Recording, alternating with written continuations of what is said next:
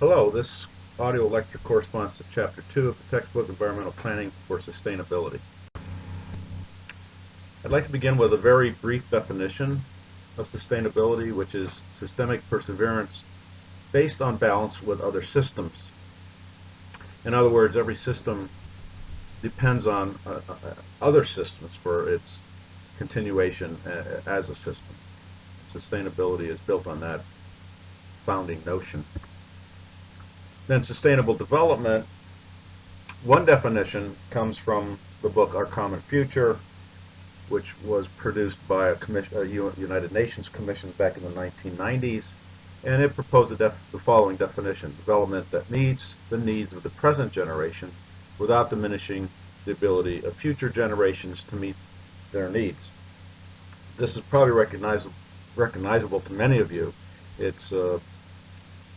It's fairly widely accepted, but it's also fairly widely criticized for being vague and, such as how do you define needs, how far out in the future does this definition extend, those sorts of things. But again, this is the definition that has kind of become accepted generally. And then environmental planning is the process or the effort to integrate environmental values and realities into local plannings for sustainable development.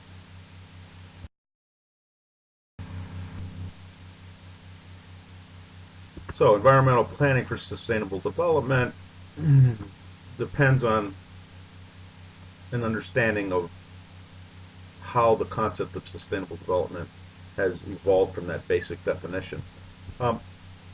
Perhaps the most important early paper on sustainable development with respect to planning was by Scott Campbell in 1996, when he identified 3 E's that must be reconciled for there to be sustainable development. The first E is the economy, that is production or what we make. The second E is equity, and this is social justice, that is how we distribute production, how we distribute benefits. And the third E is environment, which is how we use and relate to nature and our natural resources and services. So again, the sustainable development requires that these 3 E's be reconciled or balanced. Scott further recognized that balancing these 3 E's can lead to 3 potential conflicts related to land use.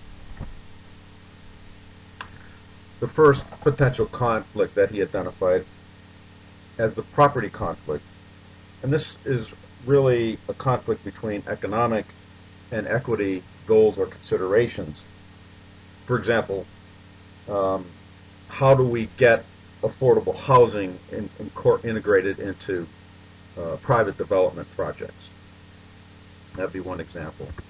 The second potential conflict he called the resource conflict, which is really how do we reconcile economic development and environmental values? That is, land can be seen as a commodity under an economic lens, or it can be seen as a commons under the environmental lens. And the third conflict that he identified, he called the development conflict, which is the conflict between equity and the environment. As an example, how do we provide affordable housing and integrate renewable energy into those types of development? Or can we do both? And how can we do both? About 10 years later or so, David Gottschalk came along and said, look, in a community, I would suggest that there's actually 3 more conflicts related to this challenge of sustainable development. The first challenge he identified as the growth management challenge. And here I say, I kind of sum it up as quality versus quantity. That is, how we live in a community versus how many of us live in this community. And obviously the quantity perspective really relates to the whole growth mentality, and we need more growth to increase our tax base, et cetera, et cetera. The second conflict that Gottschalk identified is called the Green Cities conflict, and that is really, how do you design for the built and the natural environment? How do you find that balance between those two values when you actually build or develop land? And finally, bouncing in there is what he called, and we all know this term, is what he called the gentrification conflict, and that is, how can a community balance the need and desire to preserve itself, its neighborhoods, and also redevelop or improve or somehow change itself. So these are, what we're seeing here is that sustainable development it implies a variety of conflicts that need to be resolved.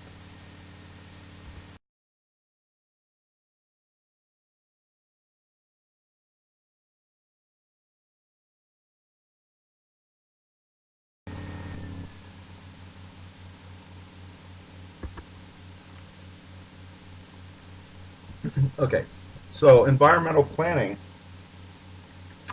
drawing from the textbook here, environmental planning can be reactive. These are measures or policies that try to correct prior environmental damages. Environmental planning can also be proactive, which involves measures or policies to avoid environmental damage or enhance environmental qualities. And a third approach to environmental planning can be integrative, which is really planning through goals and objectives that involve and integrate the 3 E's. All three of these approaches are part of environmental planning, as you can see.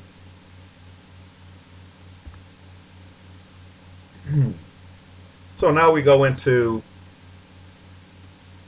how is planning done, okay, and at the local level. And there are really 4 classic approaches to planning, and the first is called, or is known as, the rational comprehensive model. This is a science-based approach, really. That meaning it's based on the scientific method, in its data-driven evaluations and systematic selection of courses of action. A second of the 4 classic approaches is the incremental approach, which is really a form of adaptive planning. It involves taking smaller steps based on existing knowledge, and these smaller steps are less risky but also easier to change if they don't seem to be doing what we want them to be doing. A third approach to planning is a participatory model, where planning is based on the values and perspectives of the stakeholders, those involved in the planning process. And fourth, we have advocacy planning, which is planning that includes the interests of the under and unrepresented groups. This would include, in many definitions, this includes the environment, which is unrepresented politically in planning processes.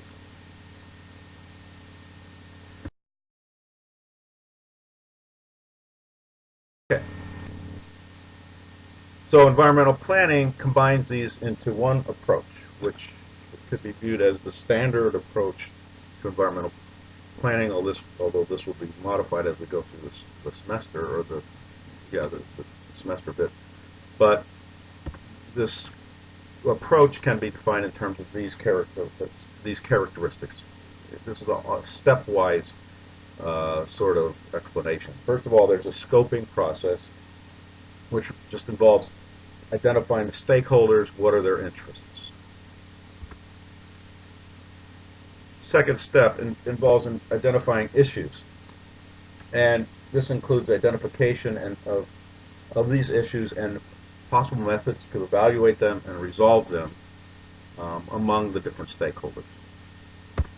Third step to this environmental planning approach is analyzing, and that is collecting relevant data about the environment and building knowledge about the issues that the community is facing. After this, you have a process where you evaluate alternatives. That is, you look at different ways that we might deal with the issues that we've identified. And on the basis of that evaluation, you identify possible impacts of each alternative. These impacts would be environmental, they would be economic and social. And then the, I guess, sixth step would be selecting a strategy. That is, and this is a systematic approach. You weigh things, you evaluate things quantitatively, and you select a strategy in a very rational kind of procedure. And the environmental planning approach closes with implementing the strategy and monitoring it to make sure that it's doing what we want it to do. Okay, so that's your basic approach to environmental planning.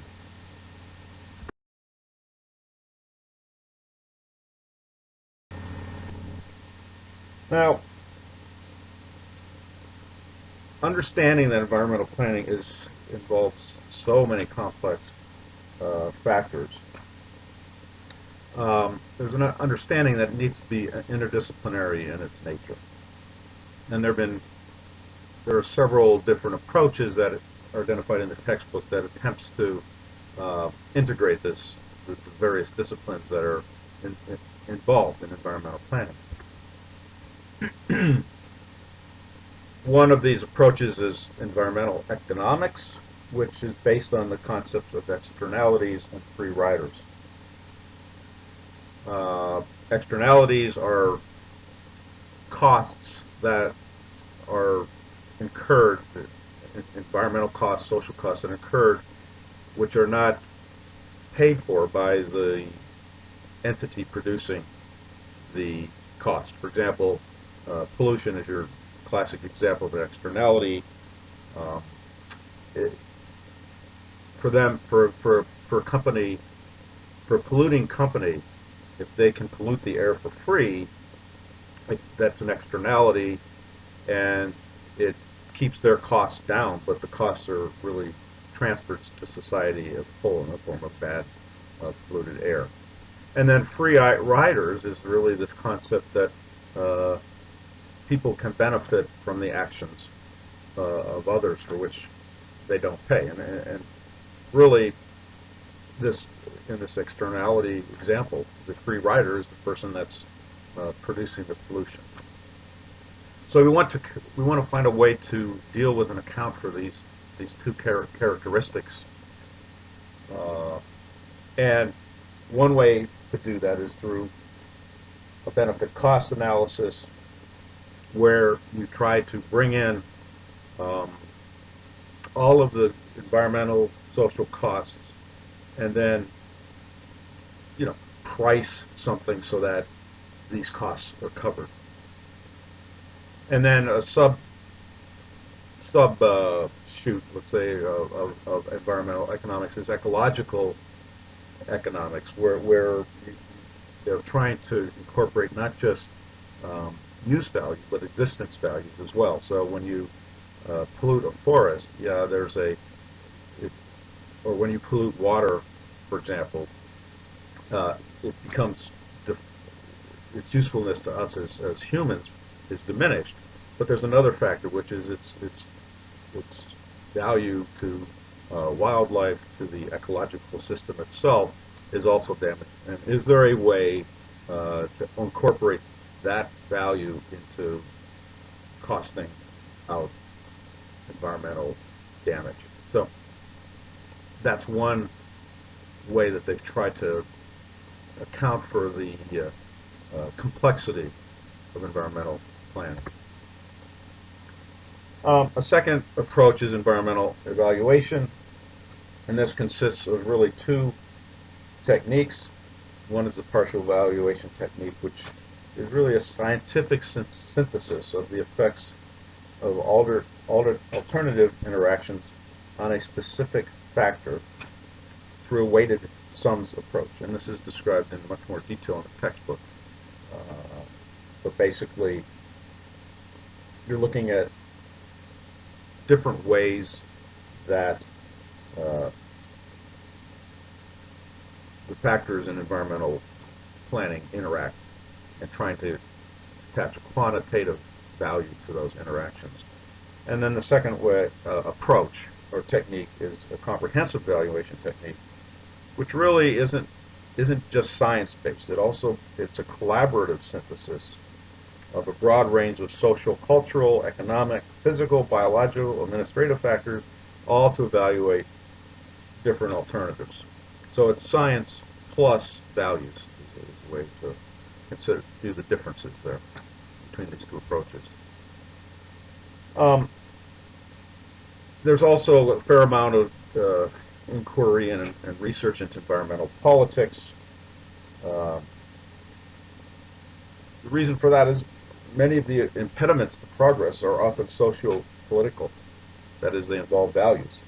So that one of the suggestions from this research is that success in environmental planning requires three things: good technical information that is collected and effectively communicated, strong supportive constituency by advocacy groups, primarily non-profit, non-governmental organizations, and then third, a champion to lead the charge. This could be an individual or it could be an organization, but typically it's an individual who displays a compassion and is able to lead an effort to address some sort of environmental issue.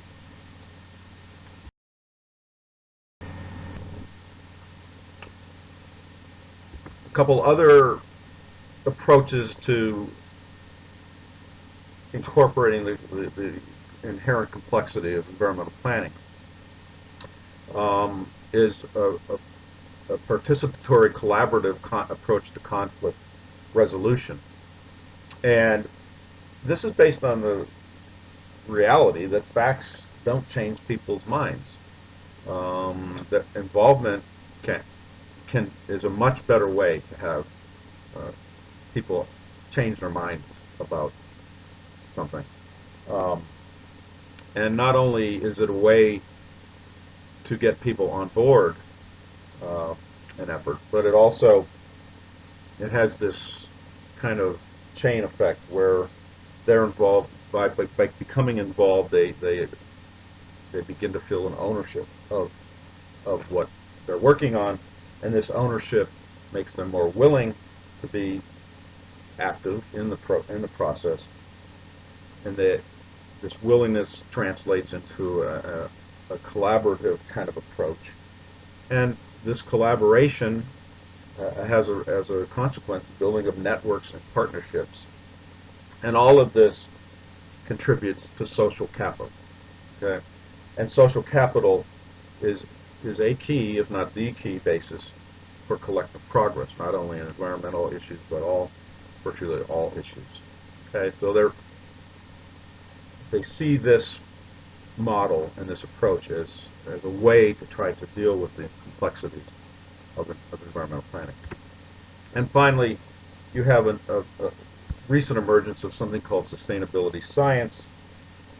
This is an approach that attempts to integrate science and policy, in an organized, systemic kind of procedure and process.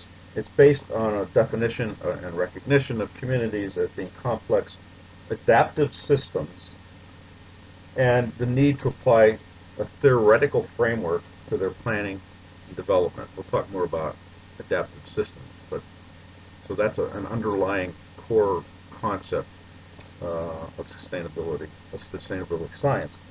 And then, as I suggested, it involves combining science with public policy in producing experiments. There are efforts to try to solve or address an issue with the understanding that we're going to learn from this attempt to address this issue. And it sees science and policy as acting as one, acting together.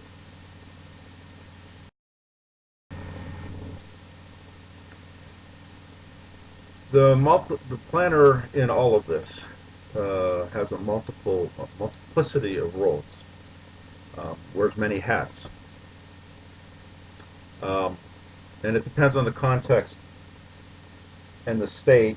When I mean context, I mean the knowledge, the culture, the environment of the community, and the stage of process. A planner can be an informant, which really is he or she acts to increase knowledge by providing information and data to the participants in the process.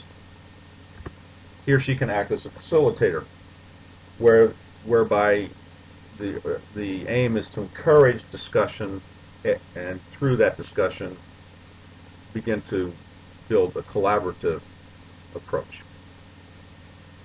Third, a planner might be a mediator, which is basically someone who is skilled in resolving conflicts, understands conflict resolution principles and procedures, because there are going to be, as we saw before, conflicts are endemic to sustainable development, so we have to be able to deal with conflicts.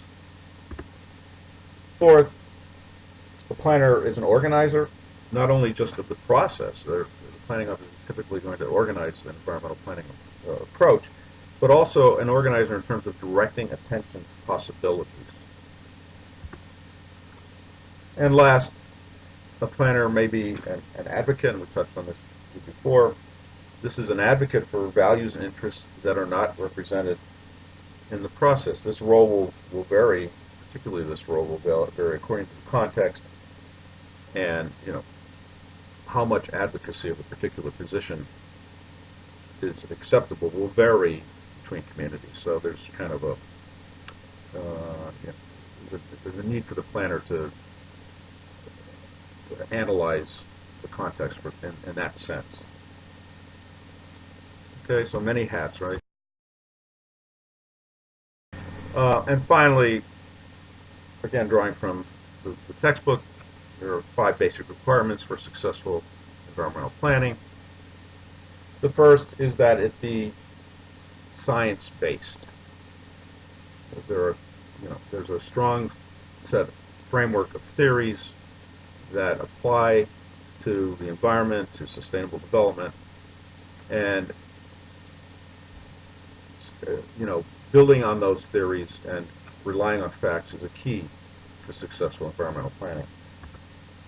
Adaptive management. Well, this is something that's crucial to all planning, and particularly environmental planning. And this basically we'll learn by doing.